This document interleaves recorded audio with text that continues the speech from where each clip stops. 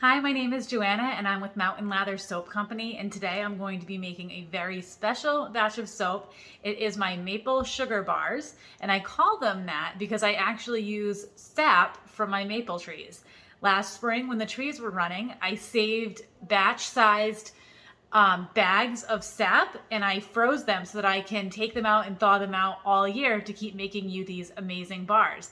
The reason why I make maple sap bars is because the sugar in the sap, right from the trees, not doing anything else to it, has sugar in it. Obviously, when you boil it down for a long time, the sugar just gets concentrated and concentrated and concentrated until it becomes syrup. But even before that, the sap naturally tastes sweet. If you drink sap right from a maple tree, it tastes like sugar water. So adding that sugar water into your soap will make your lather even better. So for these bars, I just do a straight sap replacement. So when I make sap soap, like I'm going to show you in a minute, you mix typically water and lye together. And so instead of the water, I'm just going to use sap. So let me show you what that looks like. All right, so I'm going to be dumping the sap right into my bowl here.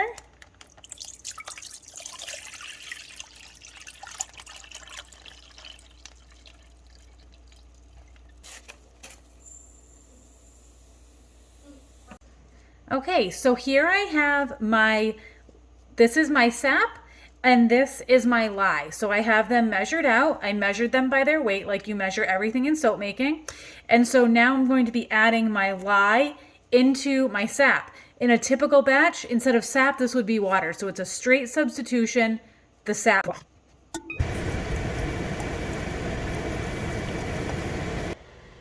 So the lye and the sap are now mixed together. They are cooling off because the lye, when it reacts with a liquid, it heats up to very high temperatures. So that needs to cool down, and now I'm going to get my oils measured out and heat them up. You want the lye and the water to come down in temperature, and then the oils will heat up until they're within 10 degrees of each other. Okay, so now let me show you what I have on my stove right now. So I have the sap and the lye still on the stove. I had my hood on and the vent going as I was mixing the lye into the sap, so all those dangerous fumes went right outside. And I have them on a towel just to protect the top of my stove. And then now right here, I have my oils measured out. And I have the burner on, so this is actually warming up with the stove. If you are new to soap making, I strongly recommend that you use timers and that you don't just put the heat on and walk away, because the oils take a lot longer to cool down than the lye does. So if you overheat your oils, say you want to mix your soap at 110 degrees, and you walk away for too long, your oils can very quickly heat up to 100 and 150 degrees, and then it takes a lot longer to cool them down.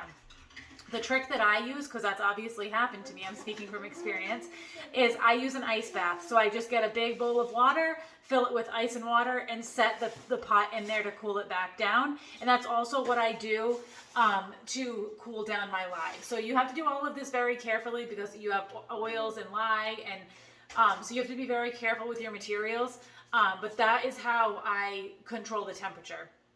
So now this will heat up to about 110 degrees, and this will cool down to about 110 degrees, and then I'll show you how I mix the soap together.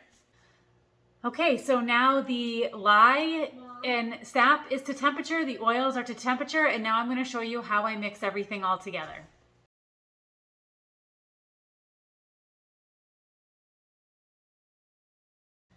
Okay, so when you're mixing soap, you can mix it to, it's called trace. And so trace is how thick the batter gets as you're mixing it. So in this batch, I'm scenting this batch with lemongrass, eucalyptus, and cinnamon essential oil. Well, cinnamon essential oils will speed up the trace, and so it makes the bar harden really quickly. So for this batch, I actually will divide for color before I add the essential oil, and I'm going to show you the other trick that will help make this batch much easier to work with. So first I'm going to divide. So the reason why I'm separating this out is because most of the batch is going to be left this natural color, but then part of the batch I'm going to be mixing with cocoa to make it brown. So now the trick is with this is that instead of mixing the colors with the immersion blender, I'm going to mix them in with a whisk, because this will keep it from mixing as quickly and the bars will not harden as fast. So I have most of the batch in here.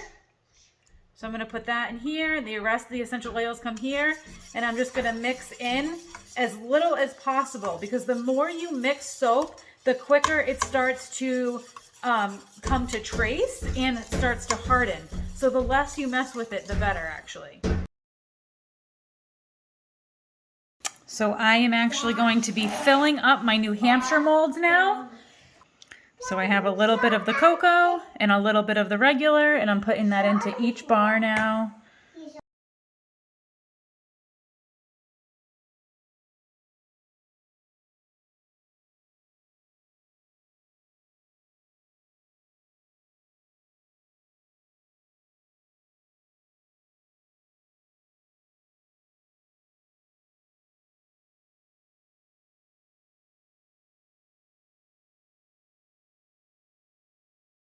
So now the soap is all poured. I didn't spend a lot of time talking because I had to move quickly.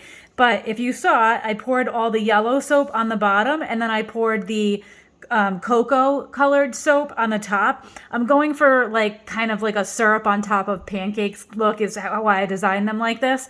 I'm going to now let them set up for a few minutes, and they'll harden a little bit before I shape the soap top.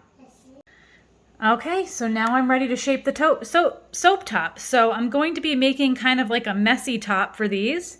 So I'm just gonna make some indents. I use all kinds of kitchen tools to make my soap tops. This is like a little jelly spreader, see?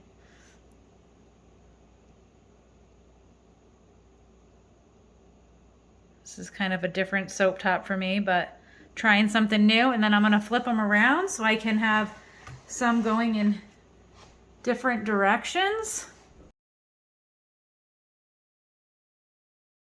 All right, so there you have it. These are the maple sugar bars that we made together today. I'm going to put them downstairs to sit in the molds for a couple days. And when I take them out and cut them up, I'll show you what that looks like next. Okay, so now I am going to show you the maple sugar bars. They have been sitting for a couple days since I made them. Now I'm going to unmold them and cut them and show you what they look like on the inside. Okay, so here's what they look like now. And we'll get these opened up and see what we find. So these are perfect. This is exactly what I was hoping they would look like. So I was going for like, because they have, you know, the maple sap in them, I was kind of going for like a pancakes with syrup on top look. So you can see the line there with the dark brown on the top from the cocoa, from organic cocoa, and then the bottom is yellow. And the yellow is just from the natural color of the oils with the sap.